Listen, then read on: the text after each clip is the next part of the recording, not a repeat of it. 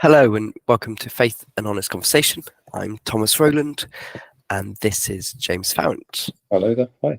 Hi James. It's good to meet again. Mm. We're here to talk about our faith as honestly as we can, and hopefully make it okay for you to have whatever experience you are having in your faith, because it's so varied and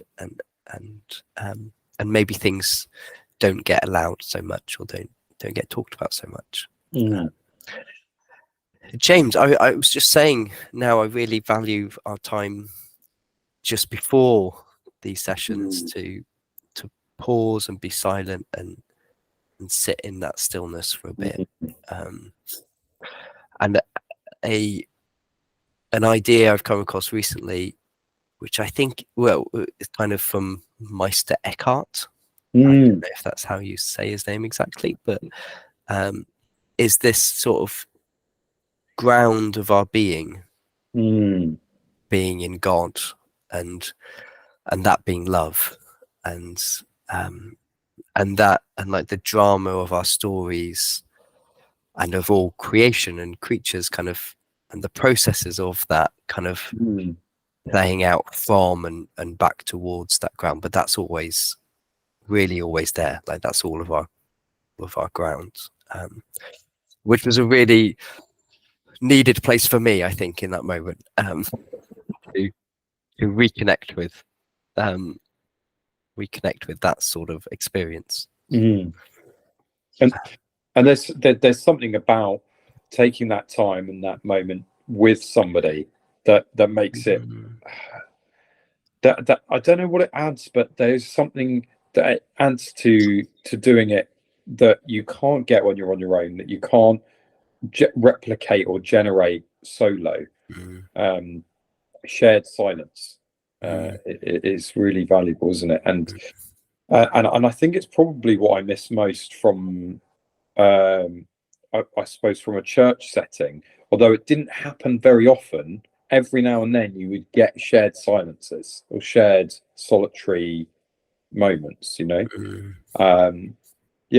so it's something I really value about our talks is that we do that. It's when we don't talk. when we don't talk, but just like the ability to share some silence, share some peace together. Really valuable. No, me too. And I think it's easy to approach it as a sort of preamble but actually it's a really nourishing thing, I think we're saying for both of us, as much if not more than what we actually end up recording.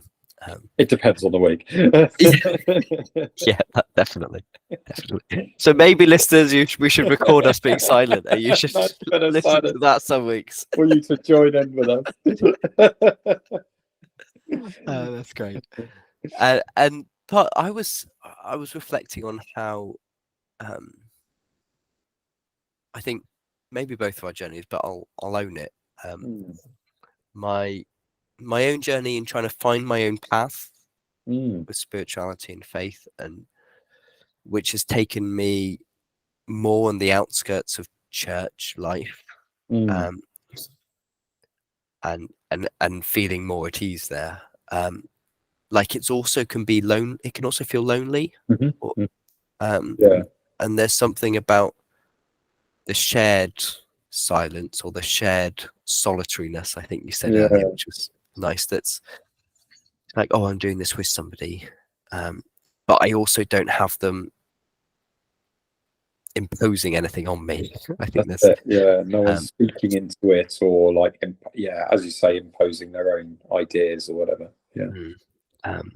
I think I don't know if loneliness is an experience you feel with your spirituality at the moment, and maybe that's something we can talk about today, or that's something I need to acknowledge a bit more in the need almost to do it with others, and working out how I might do that in a different way, maybe from church life.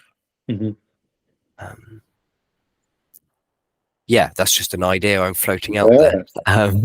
Yeah, loneliness. I certainly do feel it in my spiritual life, and sometimes just in general life as well. But like on a spiritual level, there's this sense of loneliness that, you know, that, as I say, when I was in a church, there were loads of people around, and you could still feel loneliness in and amongst that, because there's a sense of, oh, I don't necessarily connect, or I don't really relate to what's being said, or what people are believing, or whatever, or what people are doing. All these different things that can kind of create a sense of isolation.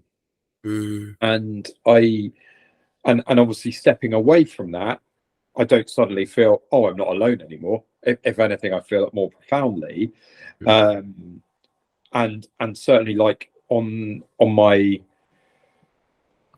I suppose, my journey since church, which was maybe 2018 thereabouts, like there's been a lot of time of really staring that loneliness in the face, and going, oh, where am I? Where, and am I just out here on my own? Am I the only one?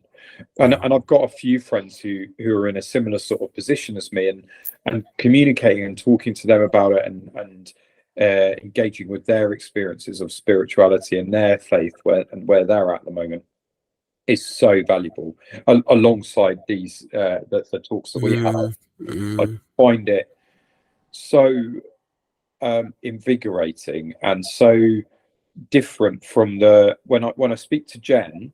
It's amazing, because we have like really in-depth, really challenging conversations about faith and about life, the universe, and everything, existentialism, all of that sort of stuff.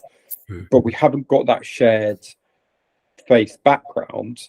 Whereas, like, when I speak to you, or I speak to a couple of my other friends who've gone through a similar sort of experience and process with me, I'm like, oh, okay, I'm not on my own. And I've tried things like podcasts and all this sort of stuff. And I've tried one particular podcast that came highly recommended by one of those friends, and it just didn't resonate at all with it. I was like, oh, they're very heavily speaking about the Bible, which is just, for me, instant barriers, instant sort of like, it's fine for that to come in language and all that and conversation, but if it's the focus is the Bible, I disconnect to it from it. It becomes a barrier for me, which is something for me to work through, I suppose. So there's lots of different things in that. Yeah, and there's something about meeting other people who've had shared experiences, and it being okay for you each to be in your own place. So it's kind of like the sharedness, but also appreciating that you're on your own journeys. The separate paths. I read, well, maybe my take is that I can have like deeper conversations with people without Christian backgrounds, but I have an underlying sense of like they're not appreciating something that's actually quite important for me and for me. And I'm not sure how much I could communicate that and that be appreciated or acknowledged or something. Whereas with some people of religious backgrounds, I can share some things, but I feel like this other more exploratory part or fuller part of me, maybe, or can't be, maybe fuller, maybe that's a bit judgmental, I don't know, but other parts of me, let's say, that are really important to my journey, like existentialism, or like or like psychotherapy talk and ideas, or whatever it is, that like that I couldn't share that with them, and they would appreciate that, and so I guess there's a craving to be understood in wholeness, maybe, or Not in a way that is still still lets me be other than the other person, or still lets me be myself. But it's quite hard to find those people. It is rare, very rare. And even other people who I'm still friends with, who have a faith and who are in church or kind of maybe on the outskirts, there's still that kind of disconnect sometimes where like the nuance of the conversation is kind of lost, or you can't quite get your point across, or they can't quite see where you are. It's very challenging. I'm aware that I will hide quite a lot of myself when I'm with certain people. Absolutely. I can just not talk about those parts, or or not allow those elements of conversation to creep in or to ask about.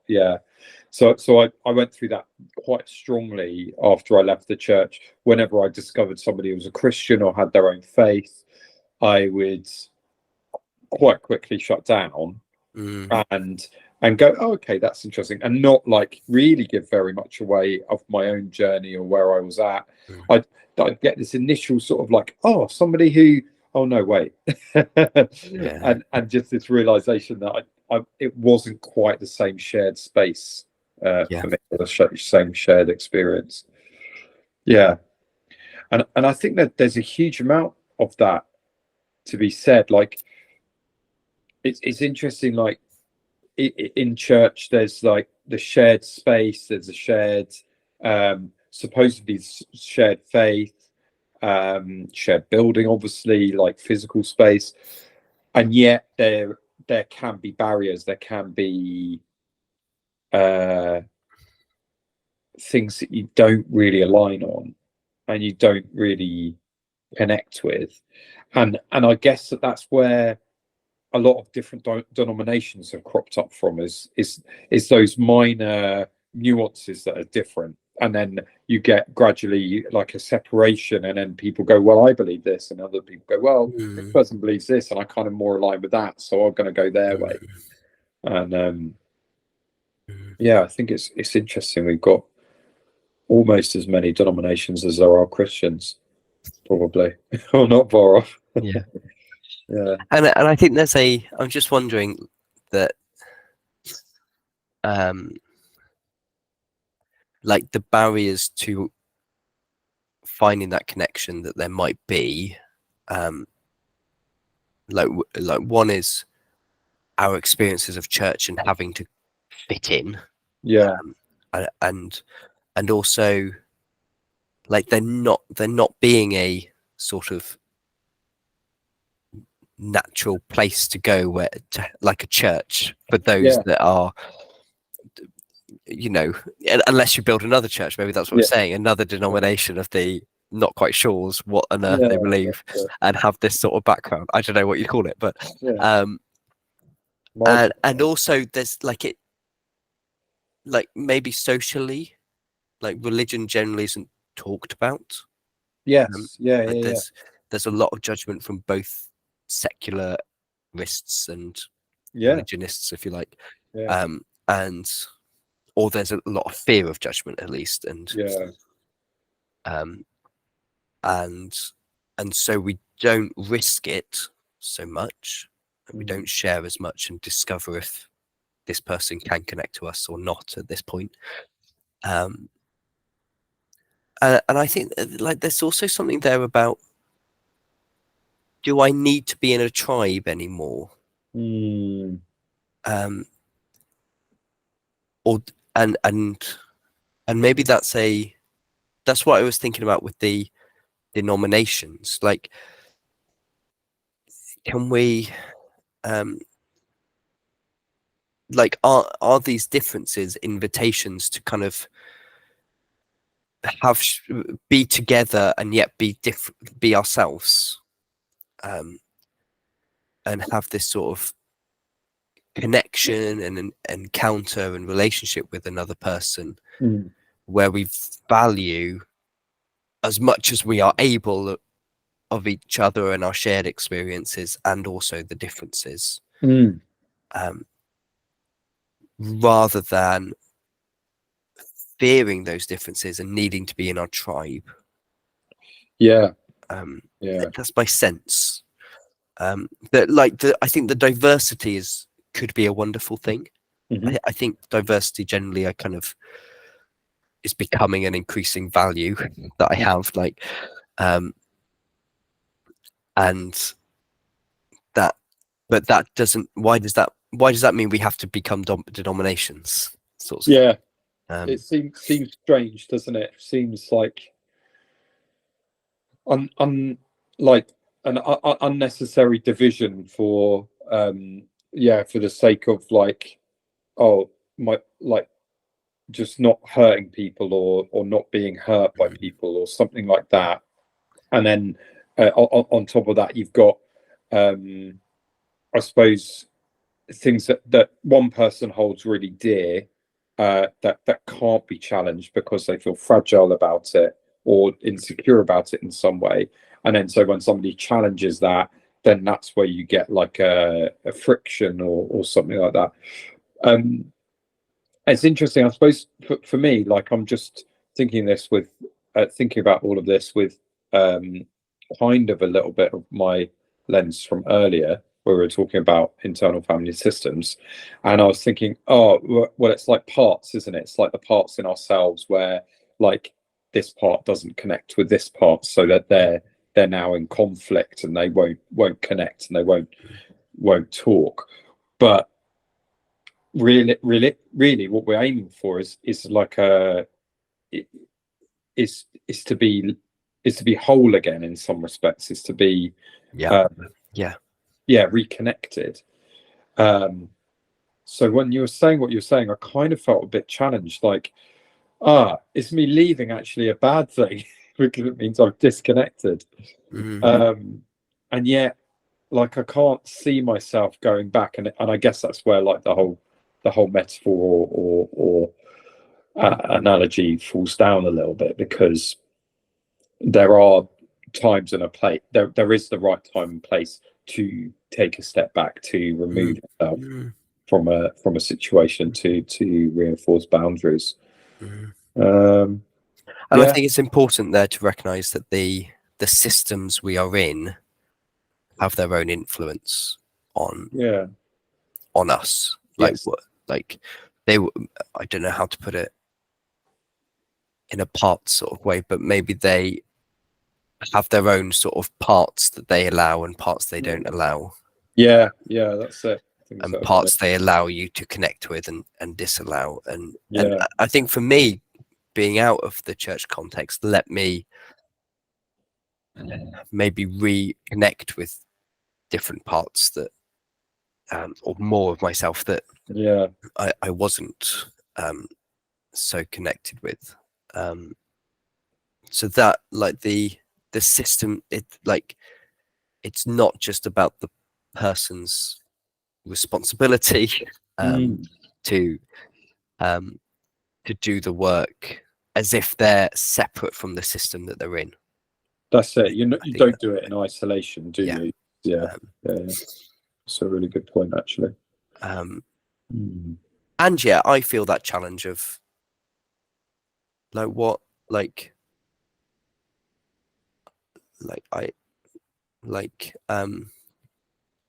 don't want to just give up on the church, or I don't want to just cast it off. And I'm not as well. Like, that's not a choice that I've made and we've made as a family. And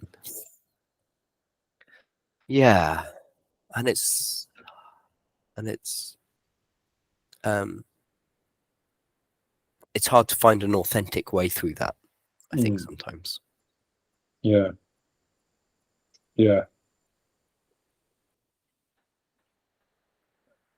I suppose that's a big part of it, isn't it? That the authenticity is what allows you to connect to somebody.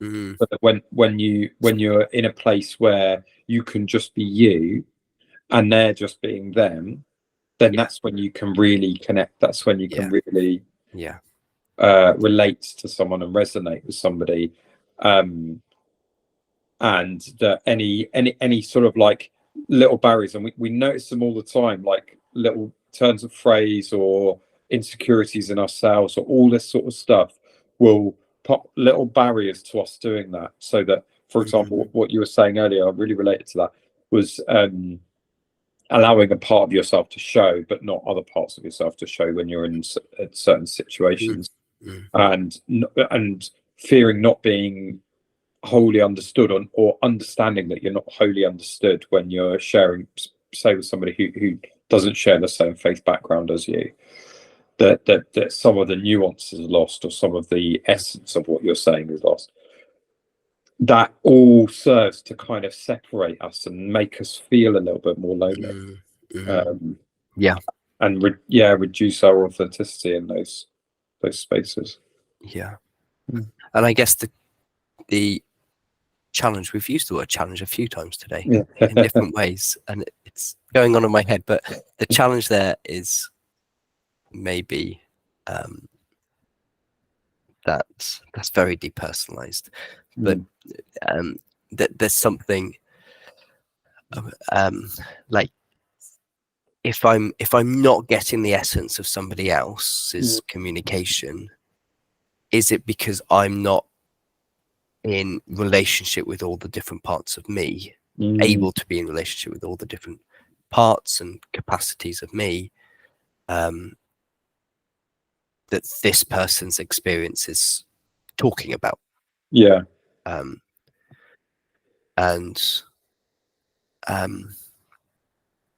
And that's when I feel a bit threatened, I think. So it's this, like, I mean, we've spoken about it before, but how the outside relationships are just a highlight of the inside relationships. But like, I feel threatened because it's a part of me that threatens me. It sort of aligns with an internal antagonist or something, or an internal sort of like fear factor. And so my task is to really lean into all those parts of me, and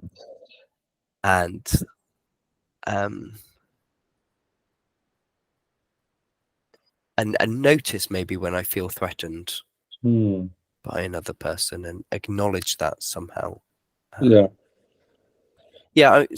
this idea of challenge, I don't know, I feel like I might be jumping, so I don't know if you want to. That's all right, you carry on. This idea of challenge, where we can challenge another person because we can't tolerate what they're saying, because it's threatening us, because it's something inside of us that threatens us. So there's that sort of challenge, and there's the challenge of somebody else's authentic experience that's kind of inviting us into a more fullness, or inviting us into a greater a more wholeness in the parts that are connected inside of us, and they're quite different challenges.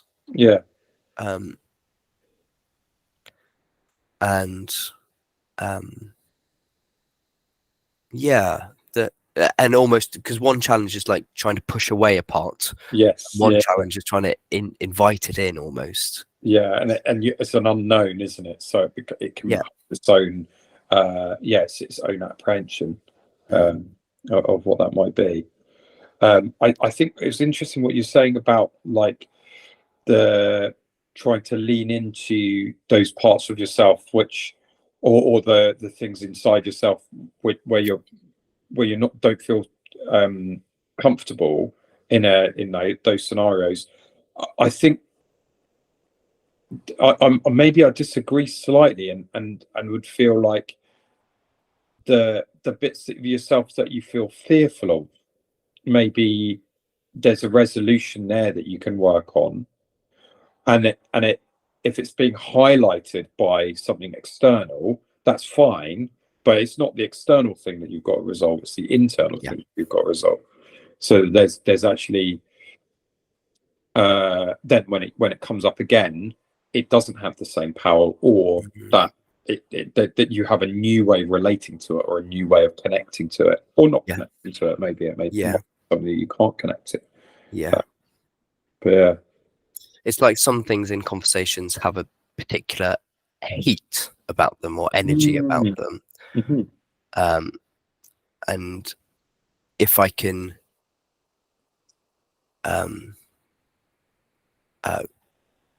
find a different way of connecting to that part in myself, then the heat isn't there anymore. Yeah. When I relate to somebody else. That's it. It defangs it in some ways. When it as it passes through you, you're like, okay, that's all right. I'm okay with this. Yeah. And pass it on. Yeah. Yeah.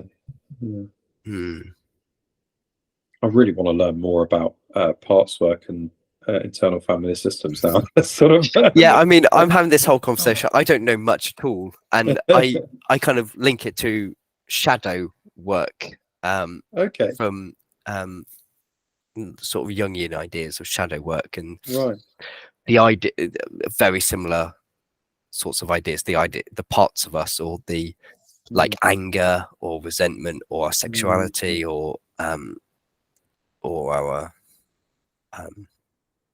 grandiosity or whatever it is that we can't connect to because it wasn't allowed when we were growing up or whatever. Like I think that's slightly different from IFS and how they think about parts, but that's where I'm coming from when I talk. Yeah, and it probably sprung from different places, but I imagine it's slightly different ways of looking at fairly similar things. Yeah. Relatable. And both having this idea of wholeness, as like a goal or a goal, a self-actualization element. And being able to, and I guess loneliness isn't just that we're not with somebody else, but we can't be whole with somebody else. Yeah, that's it. And yeah, I think that's quite an important bit, that like you were saying, like I can be around lots of people, but I can't be myself with them. All right. Yeah. I can't connect with these people because there's like a so I shut down in large social situations because I don't know why I do that. That's interesting.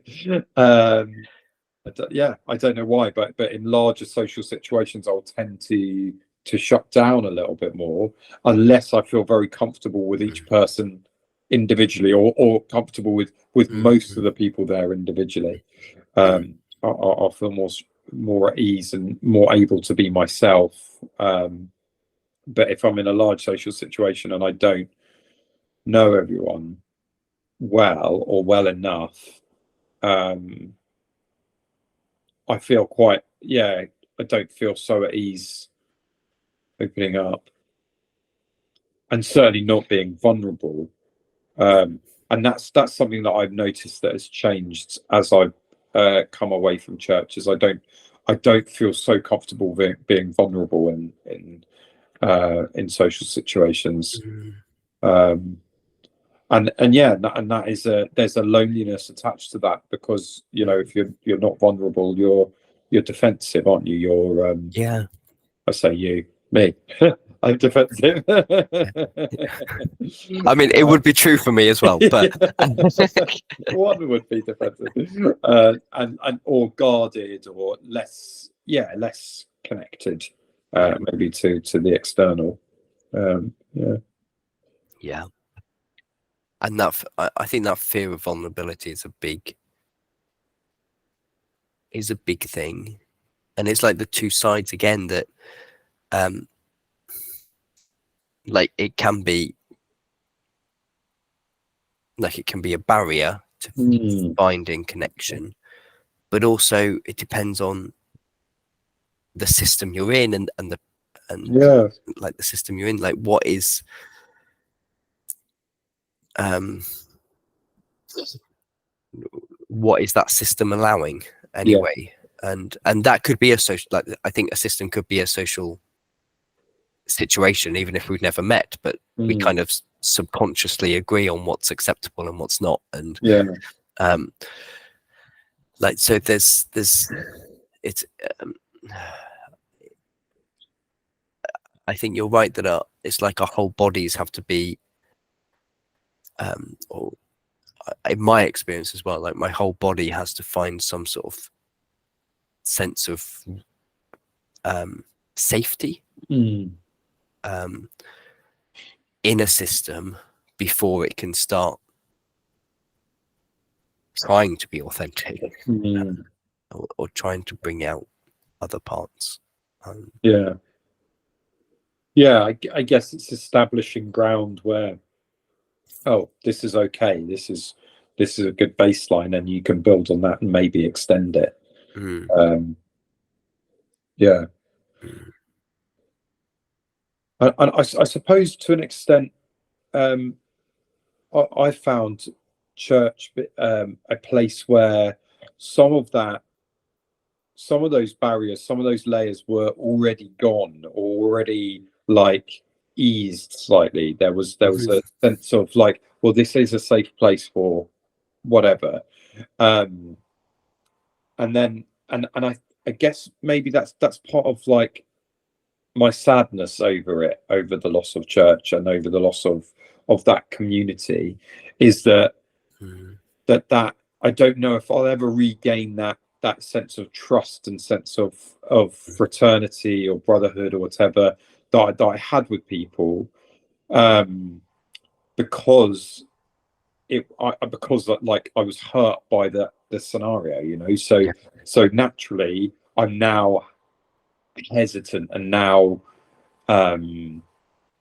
shy of those situations where I sense some sort of power dynamic, or sense some sort of like spiritual hierarchy or authority, that there's like I'm reluctant to let my guard down here because I know what can happen. That's sense of that. Sorry, I something just came to me. So like, I think maybe where both of us are coming from, but certainly where I'm coming from as well is like, I think churches, they do emphasize generally that you can be yourself, and they want authenticity and this sort of sharing and vulnerability. Like, these are all valued things, and we think of them as really great when we get them in our churches, and we must be doing well. And the problem with that is that we then maybe don't quite realize that we do have a system that doesn't allow certain things. And sometimes they can just explode, and suddenly it's very confusing for people who thought this was a really safe place. I say people, it was really confusing for me, who thought it was a really safe place and actually was finding it wasn't. Like, and it just blows up in your face in different situations. I think mine was more subtle than the blowing up in my face was more subtle than what happened in your context. But like, it's because we don't recognize that we are a system with our do's and don'ts and what's allowed and not allowed, and we really talk about and value and like ourselves as vulnerable, sharing life together. That's why it can be so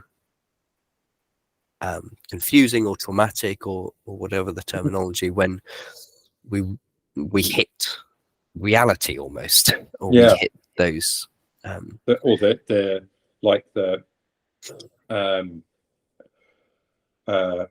contradiction of what we've been told, or shown, or encouraged to believe. But then there's a contradictory response, or a contradictory sort of experience that we have in that scenario. And certainly I can relate to that. And it's very hard to process that, I think, because I thought, church is great, and this is where God's at and where we can be really supporting each other, and this is, and yet this bit of experience is really not that. And like, how do you marry those? So I think maybe what I'm getting to in that is that I struggle with the power dynamic of not being open about our shadow sides, or like the like when a community or a system becomes not aware of this, the propensity we have as people to, when we come together, to allow certain things and not allow certain things, and be almost curious about what's going on there. I think when we're blinded to that, then everything that's allowed and not allowed is very set in stone. But is also not really talked about. Maybe not, I guess. But I think that it's the unawareness that makes me quite nervous. This sort of like lack of, I want to say, self-reflection almost in it, or self-awareness of the organization, that like whatever organization or institutions there are set ways of doing things, set patterns, set traditions, and all of these sorts of things that become so ingrained and so entrenched that they become laws and they become rules, and that's the way things are done. And as soon as you start bucking that trend or clashing with it, then that's where you discover, oh, actually, it's not necessarily okay for me to be myself here. And that's not just churches. I think that happens in all systems. Like, I'm thinking about my workplace, and actually, like it says one thing, but I think when it gets to it, it's very not something. But it doesn't feel like it's got the reflective power to acknowledge that. And I think that's true of, it's very hard to build a system that isn't like that. And it's like, can we be really open to what's not being talked about? And that's really hard to do. And also, like, this is just my experience, and certainly when I, like 10 years ago, I wasn't thinking like that. And so it's that's my understanding of churches and the dangers of churches at the moment. And and I guess I was reflecting just now how does loneliness come back to this sense of us all having a ground of being in love, and I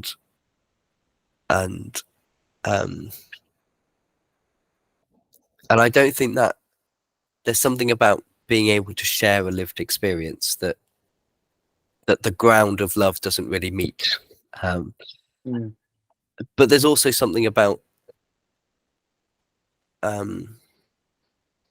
like, only God can really know me at my real center, and believing that he does, and that's a real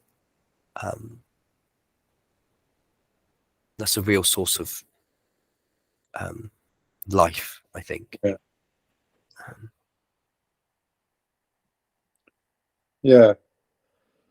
I just shifted that completely, our conversation completely. No, that's all right.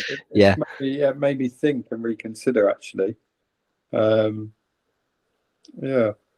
Like, for me, it doesn't quell loneliness. No. And I think we are social beings and need that, really need that. And we're made in God's image, maybe as relational, to need that, if you want a theology behind it, if you need a theology behind it. But also there's something about, I will feel more lonely when I'm disconnected from that ground. Yeah, that's it. that's becomes a sort of like a place of, if you're alone, then although you might be lonely, you're not completely alone. There's a sense of company to an extent, or safety. And I could be really interacting with lots of other people and completely disconnected with this ground. And then I'm alone in a very different sense. That's also really hard. Yeah. We're coming to the end, James. I don't know if there's anything left for you. Not that I can encapsulate in a few words, but I really like that, looking at God in a sense of as almost like a sense of being, or a sense of space and place, and I really like that. I mean, I'd say read Master Eckhart, but he's just horrid to read. Is it? Like, he's not inspiring in any way, unless you're a bit of a maybe that's just being a bit something, but I when I read him, I have to try and remember a lot of my medieval philosophy course at university, and then try to reconnect to it in ways. But maybe you should read him, and you'll find delights in him too. As far as I know, he's got stuff on YouTube, or there is stuff by him on YouTube. Well, I'm very confused. Yeah. My understanding was that he's got videos on YouTube, which makes him seem like in the last century. Oh, right. Okay. But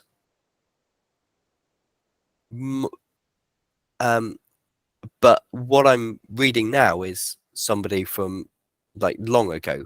Oh, okay. So I haven't quite worked this out. Maybe there's two, maybe it's different people. It could be. Maybe he's been reincarnated and he was wrong. I don't know. It could be any of these things. So, explore and find out answers, I guess. I'll investigate.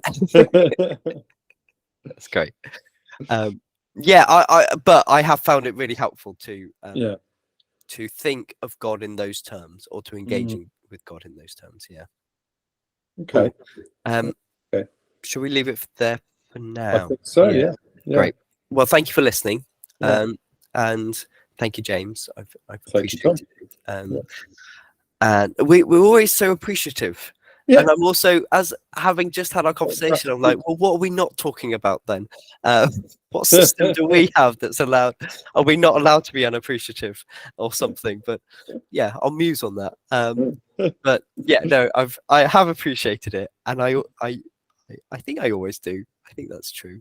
But maybe there's other experiences there that I'm not aware of at this point. And thank you for joining us. Thank you very much. Bye for now.